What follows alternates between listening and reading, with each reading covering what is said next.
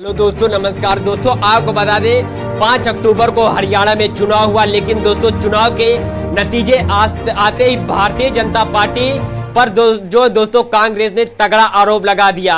हालांकि दोस्तों चुनाव आयोग पर भी कांग्रेस पार्टी ने तगड़ा आरोप लगाया।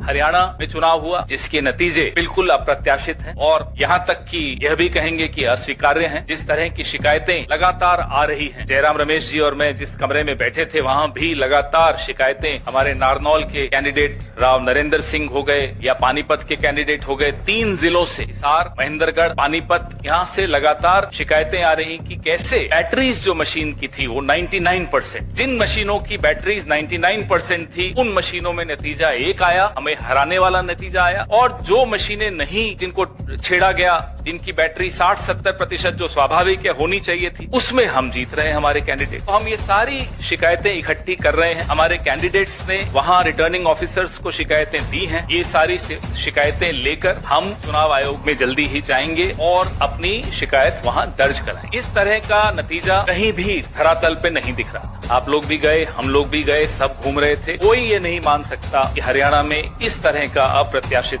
नतीजा आएगा। हम सब अचंभित हैं। ये अगर एक लाइन में इसको कहा जाए तो ये तंत्र की जीत है और लोकतंत्र की हार। हम इसे स्वीकार नहीं कर सकते। और दोस्तों आपको बता दें, जिस प्रकार से नतीजे सामने आया उससे कांग्रेस पार्टी को काफी नुकसानों का सामना करना पड़ा। लेकिन दोस्तों एग्जिट पोल और रुझानों में जो दिखाया जा रहा था वो ऐसा लग रहा है कि इसके बीच में भारतीय जनता पार्टी और चुनाव आयोग की जो साठगांठ है वो राजा की आत्मा ईवीएम में है। ईवीएम के बिना नरेंद्र मोदी चुनाव नहीं जीत सकता है। इलेक्शन कमीशन से हमने कहा विपक्ष की पार्टी को ये मशीनें दिखा दीजिए, ये कैसे चलती हैं, हमारे एक्सपर्ट को दिखा दीजिए। इलेक्शन कमीशन ने इसमें से कागज निकलता है, वोट मशीन में नहीं है, वोट कागज में है। ठीक है, आप मशीन चलाइए मगर कागज की भी गिनती कर दीजिए। इलेक्शन कमीशन कहता है नहीं, कागज की गिनती नहीं होगी। क्यों नहीं होगी, कैसे नहीं होगी?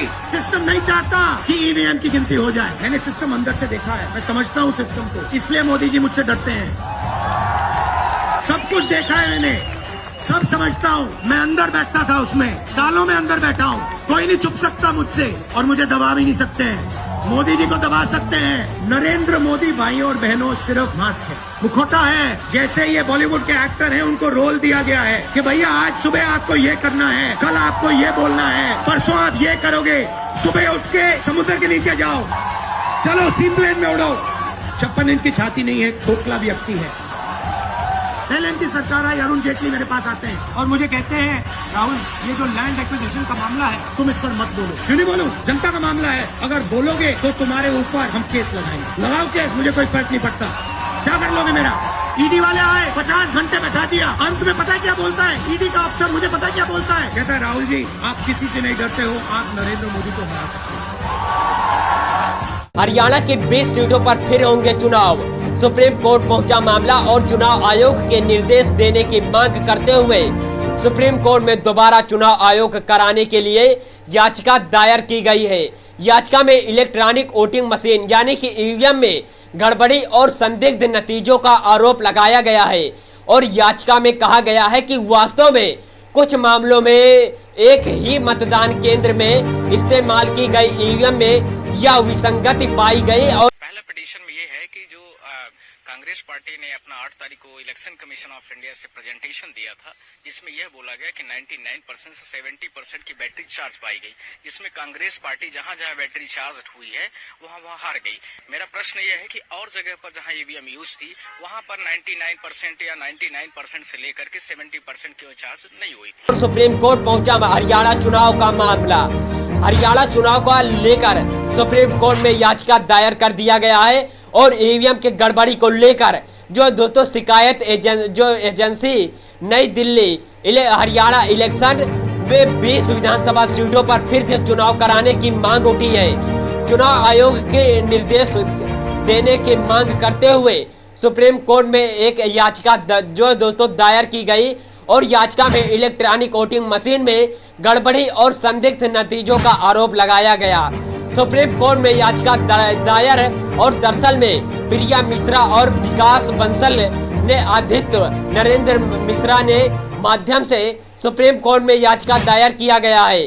जिसमें कहा गया है कि चुनाव आयोग ईसीआई ने इलेक्ट्रॉनिक वोटिंग मशीन के माध्यम से राज्य विधानसभाओं के चुनाव की घोषणा सटीकता के आधार पर की है। और याचिका में कहा गया है कि यह पता चला है कि कुछ ईवीएम यानी इलेक्ट्रॉनिक वोटिंग मशीन 99% बैटरी क्षमता पर काम कर रही थी, जबकि कुछ ईवीएम 80% से कम बैटरी क्षमता पर काम कर रही थी, जबकि अन्य ईवीएम 60 से 70% बैटरी क्षमता पर भी काम कर रही थी। और याचिकाकर्ता ने सुप्रीम कोर्ट द्वारा भारतीय जनता पार्टी चुनाव आयोग के समक्ष, जो दोस्तों आपको बता दो दोस्तों, शिकायतकर्ता प्रस्तुतिकरण देने की हवाला दिया गया है। याचिका में साफ कहा गया है कि वास्तव में कुछ मामलों में एक ही मतदान केंद्र में इस्तेमाल की गई इलेक्ट्रॉनिक वोटिंग मशीन में यह विसंगत पाई गई। पता चलने पर भारतीय जनता पार्टी नोटिशनल कांग्रेस में उम्मीदवार ने संबंधित रिटर्निंग अधिकारियों के समक्ष इस मुद्दे को उठाया। हालांकि अधिकांश स्थानों पर इस संबंध में कोई प्रतिक्रिया नहीं मिली और इसे भ्रष्ट चुनावी प्रथाओं के अंतर्गत शामिल किया गया। और याचिका में कहा गया है कि कुछ ईवीएम 99% बैटरी क्षमता पर भी काम कर रही थी और कुछ 99% कम, लेकिन जो 70% तक काम कर रही थी। और जो परिणाम के दिन जो दोस्तों चार्जिंग पॉइंट चुनाव में बचे हुए प्रतिशत से बहुत अधिक है। और याचिका में यह भी कहा गया कि याचिकाकर्ता ने भारत में चुनाव आयोग को फॉर्म 17C के साथ सभी 3 मतदाता डेटा जो प्रकाशित करने पर ईवीएम मशीन और चुनाव प्रमाण पत्रों की घोषणा की संग्रहित करने का निर्देश देने की भी मांग की गई। और याचिकाकर्ता में कहा गया कि उन्होंने यह जनहित याचिका भारतीय संविधान के अनुच्छेद 32 के तहत दायर किया गया ताकि यह सुनिश्चित किया जा सके कि चुनावी अनियमितताओं के कारण लोकतांत्रिक प्रक्रिया बाधित न हो और स्वतंत्र एवं निष्पक्ष चुनाव हो तथा चुनाव का शासन सुनिश्चित हो और जनता जिसे चाहे उसे वोट कर सके। लेकिन दोस्तों आपको बता दें इसमें आपकी क्या राय है, कमेंट बॉक्स में जरूर दीजिए। मिलते हैं नेक्स्ट वीडियो में।